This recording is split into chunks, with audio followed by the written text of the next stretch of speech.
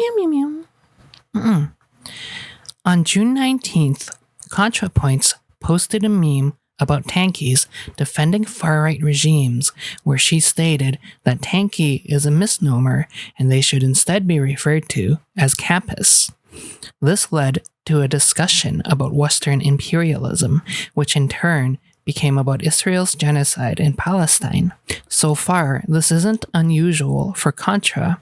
She posts frequently on Twitter with her observations and jokes. User Rizzo Mode said, "I'm not defending Russia in any way, but the US is a white settler colony that is currently bankrolling another colony's ethnic cleansing. If that isn't uniquely evil in 2025, then I don't know what is." To which Contra replied, "Killing 60,000 people is probably the worst atrocity of the last 2 years, but in the scope of modern history, it is unfortunately far from unique." This statement attracted an enormous amount of online backlash, primarily about the exact number of the death toll, with many people accusing Contra of understating the genocide in defense of Israel. June 29th, Contra made a tweet saying, "Are you guys just now noticing that like 50% of the discourse on this app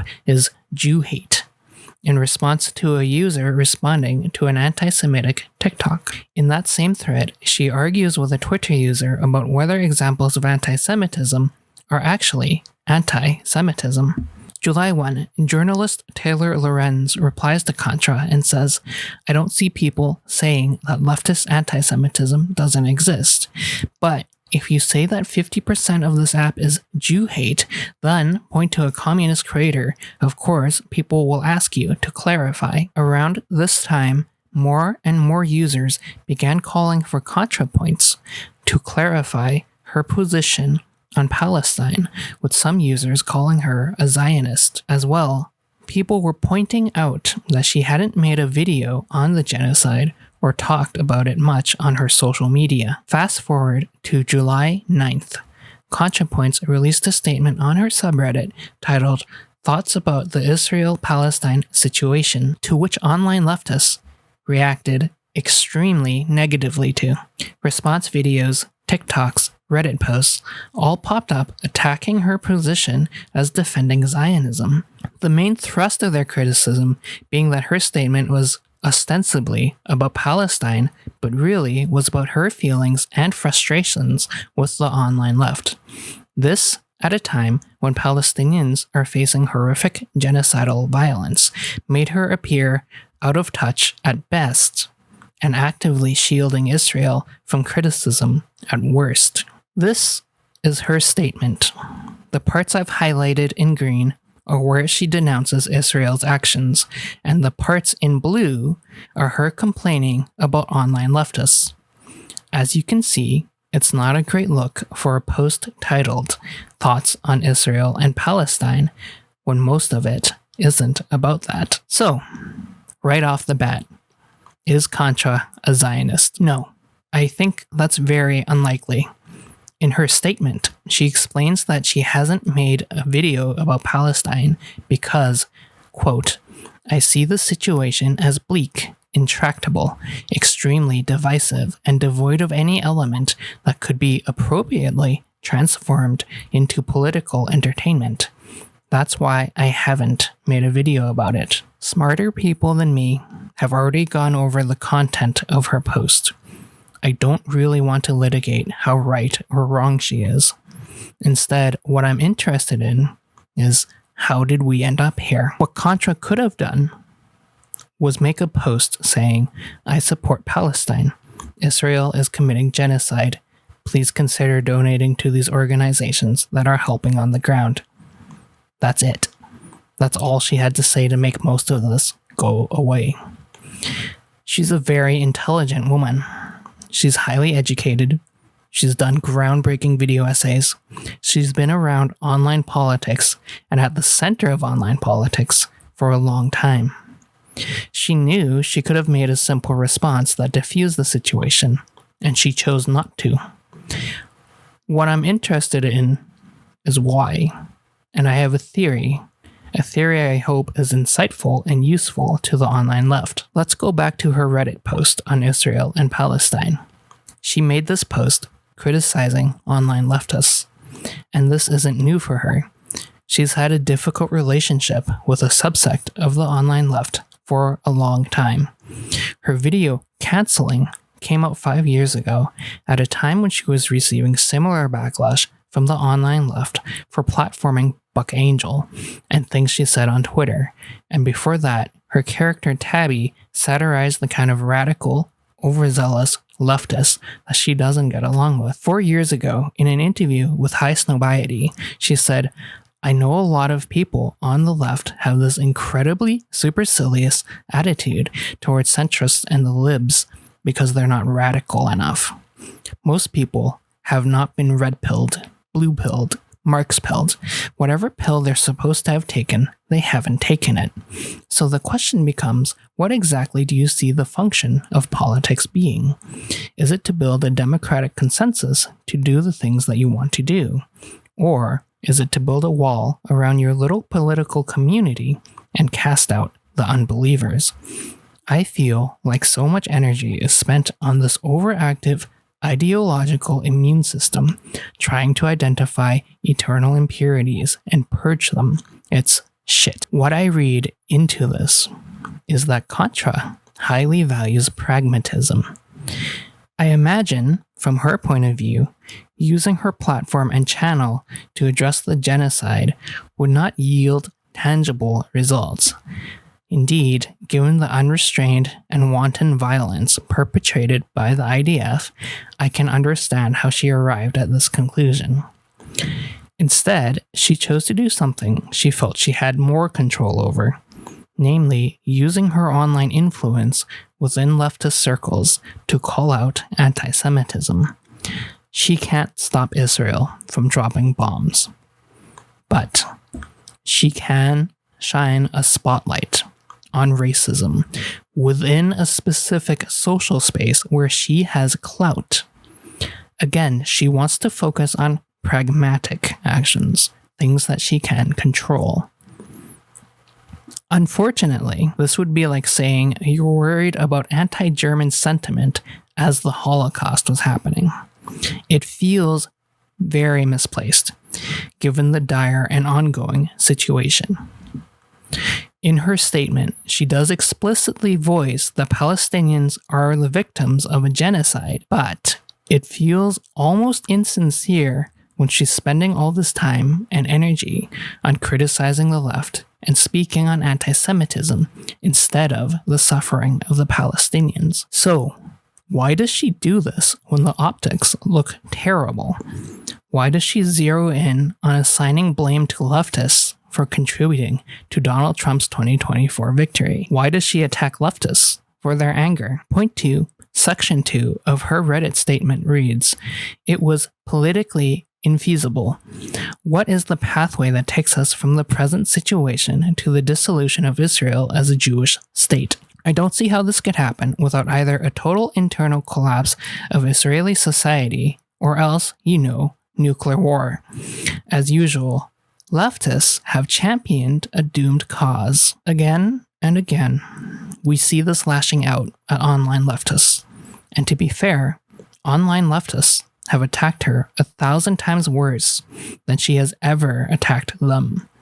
So, I suppose a certain amount of animosity is to be expected. But I don't think that explains all of it. Her statement, as usual, leftists have championed a doomed cause, is very telling, I think. As usual, leftists have championed a doomed cause. There is a kind of resentment, a wound in that statement. It's harsh, it's critical, it expresses long-standing frustration in a way that she only ever levels at other leftists. In fact, I don't think she's talking to other leftists at all. I think she's talking to herself.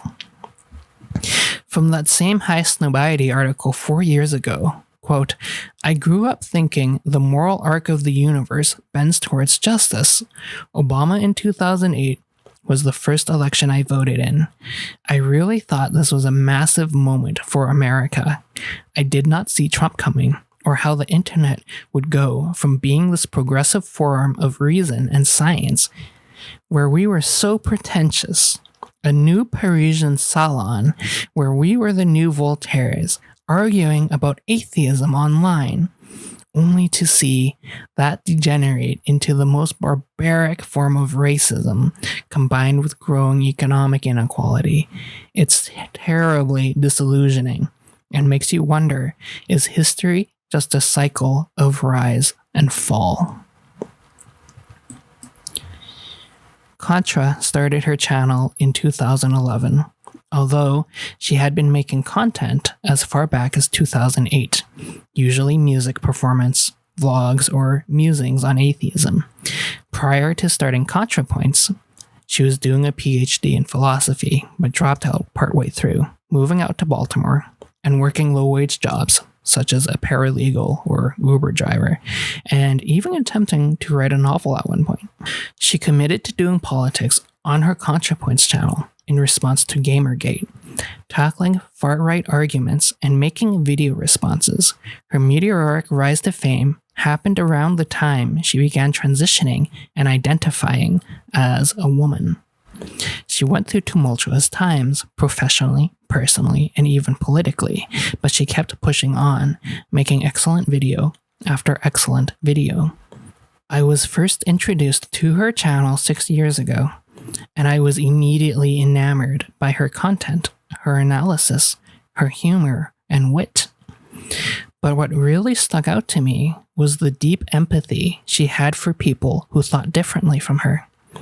She could understand their experiences that informed their actions and ideology, whether it be incels or even J.K. Rowling. But at the same time, she held people and ideologies to account and thoroughly dismantled right-wing talking points with humor, insight, and charm.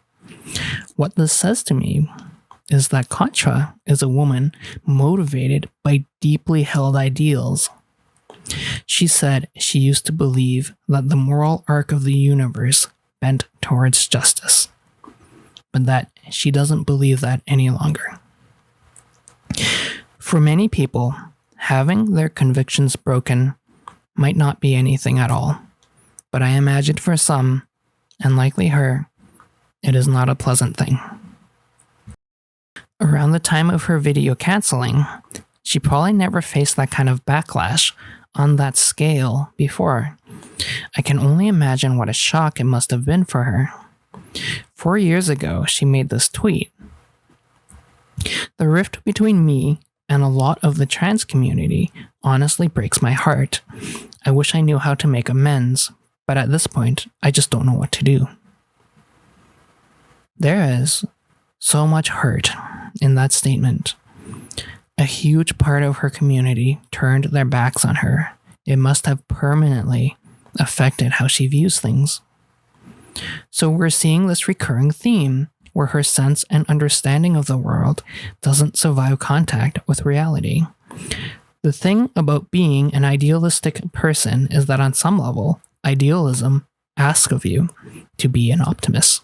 If your ideal is that the moral arc of the universe bends towards justice, you carry that optimism that things will get better. If your ideal was that politics can be a positive tool of progress, you will be optimistic that there will be hope and change.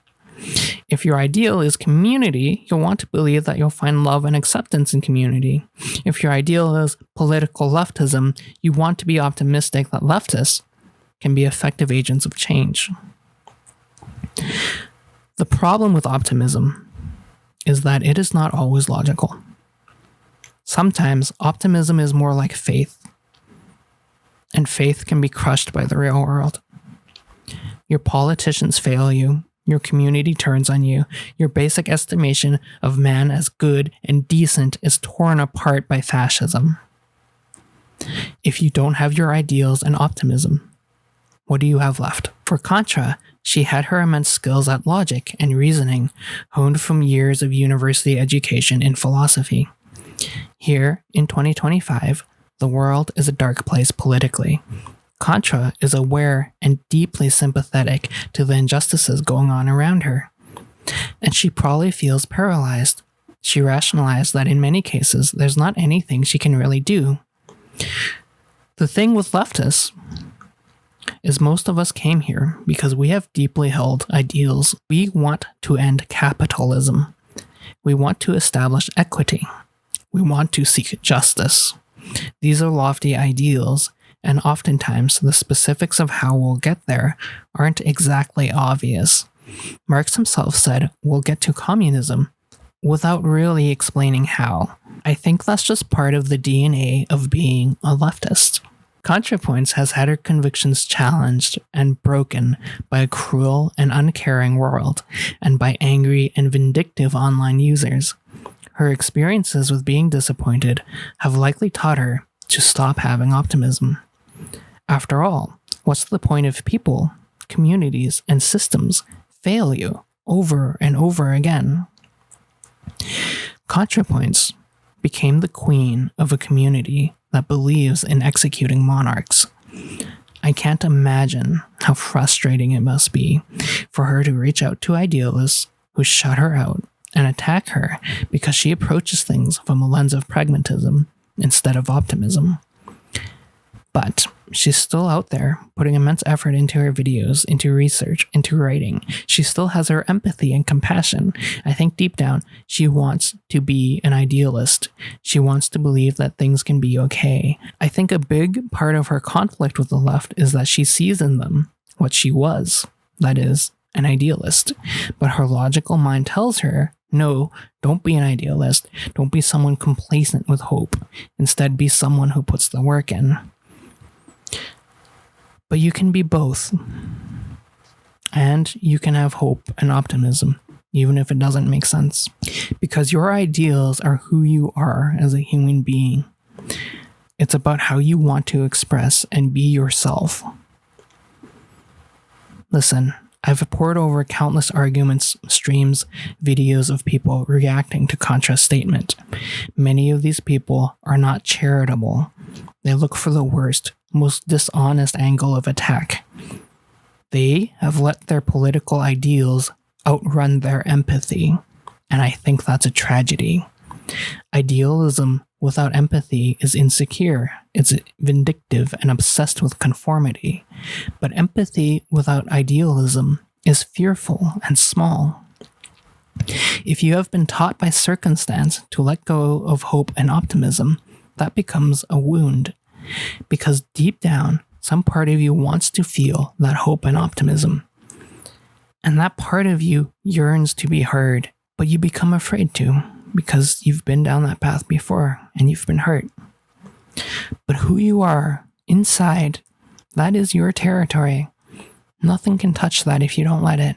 For as long as human beings have existed, we have struggled through hardship, through societal collapse, through personal tragedy. But the part of you that wants to survive, that wants to believe you can make it, that is at the very core of your dignity as a human being. Don't shut it out. This isn't supposed to be a drama channel.